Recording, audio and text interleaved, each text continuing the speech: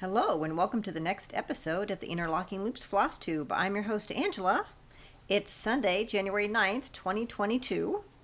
Let's get reacquainted. It's been a few weeks since I've been here. It's been a very busy holiday season and things are starting to settle down. We've had kids come into town, kids leave town, kids coming back into town, and as of this morning, all my kids are back toward graduate school. Their boyfriends, girlfriends are doing their thing, and it's just now my husband and I, so it'll be yet another adjustment to kind of go back to that. On the farm, we've also started to have lambs. Our first one was born Christmas Eve. We named her Holly, and she's doing really well. And we actually have cameras in the barn, so we can kind of see what's going on in the barn, even when we're in the house, and even when I'm at work. Don't tell my boss. So we're just waiting for more of them to come, and I expect the next couple weeks will be pretty exciting that way. Let's get on with talking about cross stitch. Okay, I'll recap a little bit about where I have been with cross stitch here lately. The Glitter Village group of patterns. I don't remember how far I was the last time we talked. This is by Country Cottage Needleworks. I finished the first three. I'm stitching them all together. One strand over one on, I think it's 18 count Ada by Bestitch Me. It has an opalescent quality to it. It's kind of a purpley gray, kind of like the Dark Night Sky. Here's number one, here's number two, and here's number three. So that's what's been finished so far. Four will go underneath of here and we'll start the next row. It's coming along well. Being with an 18 count makes my eyes a little more tired, and at the end of a work day I have some trouble seeing that really well, but since I like to stitch with the season, this will be coming right along. I'll show you here in a minute what's been taking more of my time. I thought I would run through the other patterns that are in the collection of the Glitter Village, in case you wanted to look into those. They're absolutely adorable. So this is number 4. It's kind of a peach house. I'm trying to keep the glare of the plastic off the screen. Cute little deer. All right, then number 5, let's see, I grabbed the wrong pile. Yes, I do have quite a pile in front of me. And here's number 5. It's a white church. It'll be the center of the 9 different patterns. I have one of those ring lights, and that's what you can see kind of. It's a beautiful church. Then I have number 6, which we're back to a peach house. We've got another deer.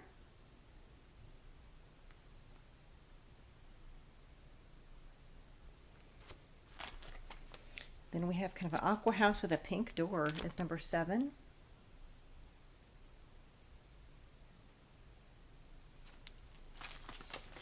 Oh, a cute pink house is number 8.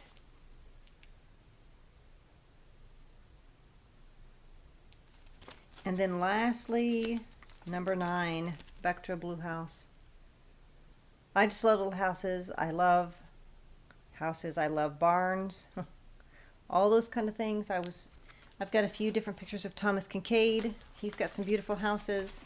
And so I'll be working more on these as time passes. What I have been doing in the meantime, I stitched a few pieces for gifts, which I couldn't show before. That was one of the reasons I put off doing the Flosstube video. I made some Floss Drops. These are Santa ones I made out of paper I believe I got from Hobby Lobby. And I have DMC 3777 and 3051. Kind of a nice, not a bright red or bright green. But they worked well on the patterns I made for gifts for my mother. I can show you 2 out of the 3 I made for her. I had a cute little basket. These I purchased off of Etsy. from Country Rustic Primitives by Jenny Hoffman. The word holly. And then sleigh bells. PDF patterns that you can print off and go ahead and get to stitching those. She has a variety of different words. I had a little bit of trouble trying to figure out which ones, narrow it down from the ones I wanted to make. But those, I can't show you the finished ones since I've gifted those. But that's also what I've been working since we talked last. And then my family has a tradition of trying to get the three generations of crafter women together to do some kind of craft. And we've done a whole variety of things, oftentimes related to Christmas ornaments. It's my daughter, myself, and my mother. And this year, what we did is Erica made designs. Erica Arndt, channel, I think I've talked about her when it comes to quilting and cross stitch. She has 12 days of Stitchy Christmas, cute little patterns that could easily be for ornaments on a tree. I made the three generations up a kit, and we started working on these so everybody can have some ornaments for their tree. Kind of a name, memory of all three generations getting together. We're all stitching on white Aida that has opalescent qualities, all in DMC. I made floss drops out of some more scrapbook paper, different ones from Hobby Lobby. And so everybody has their own floss drops. And here is the one I started. My daughter is actually farther ahead on it than I am. It is the part of a mug of tea. And you see the little tea bag end there. There's more that comes up here. So that's going along well. My daughter's at least on her second, if not third one. And I have us all each a few frames, although it was hard to find enough of those at Hobby Lobby and Walmart for us to be able to finish all 12 of them. And the Aida cloth, we can probably get a lot of them on here, but probably not all of them on here. But it's a good thing for us to kind of work on and think about each other as the year goes on and eventually have those displayed on our tree. I made us little needle books. Now these are easy. I've made some rag quilts before, and I fussy cutted some of the scraps to make them. So everybody had a little bit slightly different one. There we go with the red barn. That's why I fussy cut mine. I have a seam down the back and 2 layers of flannel. And on the second one is where I tried to put the needles and can kind of keep all that together. So my daughter's was a fern and my mom's was a cabin. So we all had one of those in our kit to kind of keep together, which was fun for me to make those and put those together too. So I enjoyed that. So that'll be something. We may not get them all finished this year. It may be that we have a part 2 of doing the same kind of thing next year. We'll just have to wait and see. Whatever the urge strikes when I put these together will be probably what we'll do. So that's been fun. The last thing, for those of you that have been watching since this time last year, I put out a list of 10 things I wanted to get, that I wanted to start work on, mainly get finished. I got most of them at least started, a lot of them finished, but the one I didn't have a start on until Christmas Day is Winter Rose Manor by Brenda Duray. And I know everybody has seen this pattern. It's a pink house, people. A pink house. Don't you love that? I did change up the colors a little bit, and I'm using Meredith's pink on the house itself. And then I've got those floss drops on a ring too. I have Baked Apple as the lighter pink of the 2 colors. The berries on the border, this is Baked Apple. And the darker one is, as I look through my floss drop, Crimson. Both are by Weeks Dye Works. Meredith's pink is also by Weeks Dye Works. So this up here is Crimson. This is Baked Apple. This is Meredith's Pink. It is variegated. It doesn't show the variegation in the Meredith's Pink as much as it does in real life. And as you can tell, I'm stitching a little bit of the roof now. I've got part of the chimney, and you see my thread there hanging on. But this is a hand-dyed by me. If you follow me on Instagram as Interlocking Loops, you'll see I had a debate, and I asked advice on what fabric. It's a 16 count. It was coffee tea dyed and then over dyed with blue RIT dye. And I think it's coming along well. So 2 strands over 1 on that 16 count. And that's really what's had all my stitching mojo since the day I started on Christmas. So it's coming along well. It's a beautiful pattern. There's a second pattern in it that is this one that would be cute as a drum, top of a drum, a nice pin keep, a small frame, just adorable. I could see this in a small frame sitting on your desk, or it could be an ornament. So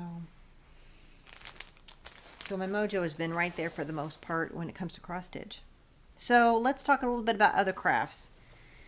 I've got another pair of socks on the needles. I typically knit from the cuff down, do a ribbed border. This is West Yorkshire Spinner's Signature 4-ply. It's got 75% wool, 25% nylon. The wool is a Blueface Leicester for the most part.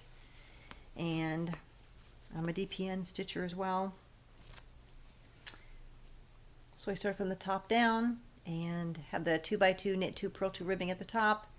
And I've got most of the leg done. I'm trying to decide, now that it's colder outside and I'm wearing more of the wool socks, I've decided I wanted this a little bit longer than what I initially had started. So I'm working on that when I have time, and when I can take it to work and do a few rows here and there. So it's a good travel project, and I have it in a little bitty bag, and I can't even tell you who made the bag. I've had this for more than a decade, but it's absolutely adorable. Fa la la la. So that goes in my purse quite a bit of the time. I go in spurts as far as making dishcloths, washcloths, those kind of things. And I've talked about this pattern before because it's my go-to. Susan B. Anderson has a pattern on Ravelry, the Sweetheart washcloth. The finished measurement's 10 inches wide, 9 inches tall. She has a crocheted edging on the border, which I have not done. I have not woven in the ends. This is in Hobby Lobby. It's kind of a Christmassy kind of look. Pink, dark pink near red to green. Ends have yet to be woven in. So that's, I've got one finished. And I had a pattern in the past, which I cannot find it, for how to make like little ones, maybe dish scrubbies. And so I'm kind of making up my own. And so this is as far as I have on that one. Hope to be able to make the tops of the hearts and then bind it off with the scraps. And this is in your kitchen cotton. That's Crafter's Choice cotton from Hobby Lobby. So I enjoy doing those. And I've got a thought that, you know, usually I don't get a chance to do a whole lot of fall things as far as crafting goes because I start working on Christmas type things. I think in the month of January, I'm going to start doing a few Christmassy things to maybe get ahead for gifts for next year. And we'll talk more about that in another video. But that's kind of my thought while I have all the mojo toward doing those things. That's where the kitchen cotton and the dishcloths, washcloths come in. So I've got several other balls here and I'll keep them all together. And I knit these. The first dishcloths I ever made were on these Susan Bates needles. They're metal, the US size 6. It's a 4.0 millimeter needle. And they're straights. Nothing fancy about those. But I'm kind of sentimental about this particular one, set of straights. And that's what I make all of my dishcloths on. So I keep a lot of that in a cute little bag that I made. Also reversible. But it's kind of a nice little... I can take that and I have it near where I sit to watch television in the evening, and I can just kind of work on it. I've got a lamp over my shoulder for that, and that works out well. The last thing I want to talk about regarding knitting is the sweater I've been working on, and I think I mentioned it before. It's the GG cardigan by Knitting McPurley. And she's on Ravelry as well as I believe she has her own site. Sorry for the crinkling. And pardon me on the picture. My printer was running out of ink at the time I printed it off. It's a short sleeve cardigan with pockets. And it's got a three button closure. And I'm knitting this in DK weight citrus color of Madeline Tosh. I do love color, so I hope to have it done by now, but alas, the crafting for Christmas. So I have to do the button bands up the front. I have to do the collar at the top, and then I have to do the short sleeves, which shouldn't take very long once I can sit down and actually get working on it. But it's a gorgeous orange. If you think citrus color, fresh oranges, the orange of an orange peel, it's a beautiful color. Oh, I just love it. It's mouth-watering to me. So that's coming along well, and I hope to eventually make another one in undyed wool, that's from our sheep, as a matter of fact. So I'm looking forward to getting this done. I think it'll be something that I can wear quite a bit. I have a lot of the long sleeve t-shirt type things and turtlenecks that I could wear underneath of it, and I think that'll be a great layering piece. So let's talk a little bit about quilting. So I may have talked before about considering joining a quilt guild. I had some advice that that would be something that would be good for me, and what I was able to make the meeting just earlier this week, and I did join. So I'm all excited about that. A new pattern that I did find off a Fat Quarter Shop is the Brick House pattern, and it seems to be fairly decent for a beginner as well. It doesn't look too terribly complicated. Anyway, I printed it off. When I see a good pattern that's a PDF download that's free from Fat Quarter Shop, I go ahead and grab it. This same pattern is one of Kimberly Jolly that she has in her list of things to make a quilt this year. The finished size is 62.5 by 66.5 inches, using primarily scraps. So feel free to find the Brick House scrap quilt pattern on Fat Quarter Shop. And yes, look, they're all houses. Isn't that adorable? No surprise I'm drawn to those. So while I don't have a lot of scraps, because I haven't really been doing a whole lot of sewing, I'm fairly new to that, that can come. So I thought I'd talk a little bit about some of the things I received for Christmas that do revolve around quilting. And I did end up with the Moda Redwood Gatherings. I believe it's Fat Eighths. There's 29 cuts. Check out those colors. Cream through red to kind of a dark red. Oh, isn't that beautiful? Won't that make a nice quilt? You know, you got to build up your stash a little bit, right? Then I have, this is Bluebird Fat Eighths. I forget exactly. All these are from Fat Quarter Shop. That's my kind of my dealer of choice. Look at those different blues. Light blue, tans, fairly neutrals, to a little bit darker blues. This is the color of the colors in my living room. So I've got the sofa that's this color, and I think blue is very calming, and it's one of my favorite colors. So I'm looking forward to making some kind of lap size throw for in the living room with those. Do I have exact pattern figured out? No, that'll come later. And then I have the Sunbeam Moda Mix Fat Quarter Bundle by Fat Quarter Shop. Look at these mouth-watering colors. Yellow, some oranges to kind of reds. Oh, isn't that pretty?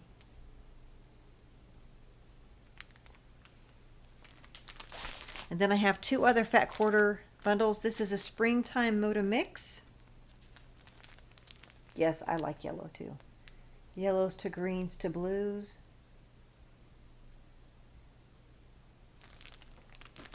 And then lastly, Sweet Moda Mix by a Fat Quarter Shop bundle they put together.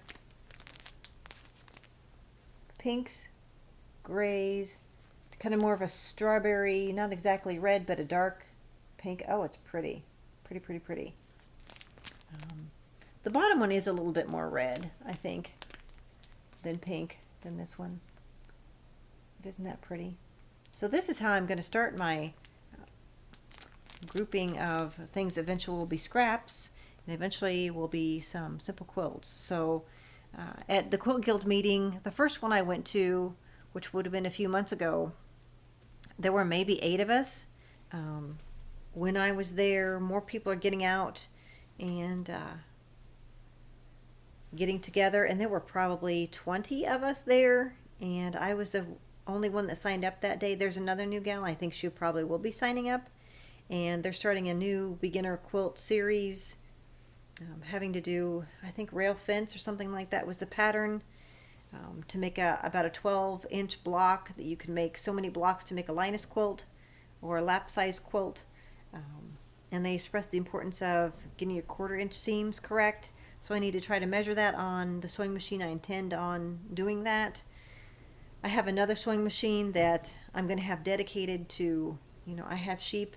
In order to keep the fleece really nice for selling and making into yarn, I put coats on them, and they have to be mended frequently. And I have a machine that's going to be dedicated with specific needles to go through canvas and things that are that thick, as well as specific UV resistant thread that should help the coats hold together better. So I'll have a machine dedicated for that too, and that's kind of exciting. So that's all for this episode. I hope to get back to you very quickly and talk about a bit of a whip parade and my plans for 2022, and hopefully I'll be able to get that video off here in the next week. Until then, I hope you're happy, healthy, happy crafting, and we'll talk again soon. Bye-bye.